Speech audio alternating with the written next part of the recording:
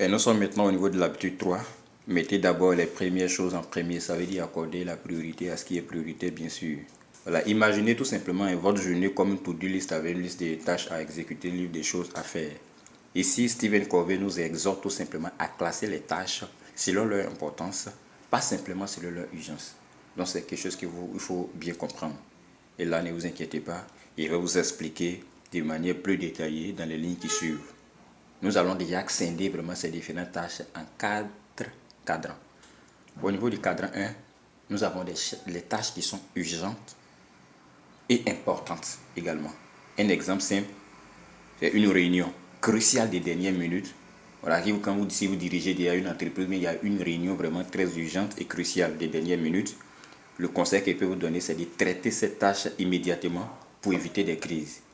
Voilà, c'est ça qu'on appelle des tâches qui sont vraiment urgentes et importantes. Au niveau du cadran 2, nous avons des tâches qui sont non urgentes, mais importantes. Comme un exemple simple, planifier votre avenir, par exemple, investir dans votre développement personnel, apprendre tout simplement, étudier. Voilà, c'est ça qu'on appelle les tâches vraiment qui sont non urgentes, mais qui sont importantes. Et comme conseil qu'il peut vous donner, c'est d'accorder vraiment du temps à ces tâches pour éviter qu'elles ne deviennent urgentes.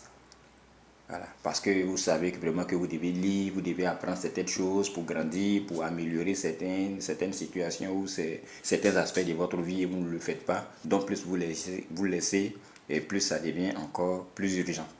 Voilà, donc il faut y accorder d'importance. Au niveau du cadran 3, nous avons des tâches qui sont urgentes mais non importantes. Voilà, comme exemple, c'est de répondre à des emails ou à la moins pertinente. Si vous avez reçu vraiment beaucoup d'emails ou de messages, voilà, vous voyez que vraiment, c'est pas trop intéressant, qui ne nécessite pas vraiment une telle urgence. Comme conseil que peut vous consacrer, c'est de minimiser le temps, voilà, consacré à ces tâches-là. Vous pouvez déléguer aussi une personne si possible. Voilà, dire à quelqu'un vraiment de répondre à ces messages pour vous, ou bien déléguer quelqu'un vraiment pour le faire afin que vous soyez libéré à faire autre chose, à accorder déjà ce temps aux tâches qui sont vraiment importantes. Voilà, et au niveau du cadran 4, c'est les tâches qui ne sont ni urgentes ni importantes. Voilà, et comme regarder par exemple des vidéos à longueur de journée sur TikTok ou bien sur les réseaux sociaux ou des vidéos sans but vraiment sur Internet. Voilà, il est important vraiment d'éviter toutes ces activités que possible.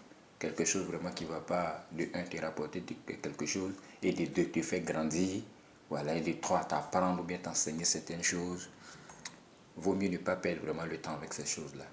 Donc, vaut mieux les éviter et consacrer ce temps à autre chose, aux tâches vraiment plus importantes. Donc, pour résumer le tout ça, ce que je peux vraiment vous conseiller, voilà, c'est de prioriser le cadran 2, ça veut dire les tâches vraiment non urgentes mais importantes, c'est-à-dire au niveau de votre croissance personnelle, il faut beaucoup vraiment y accorder le temps qu'il faut en mettant en avant les tâches qui contribuent à long terme à vos objectifs.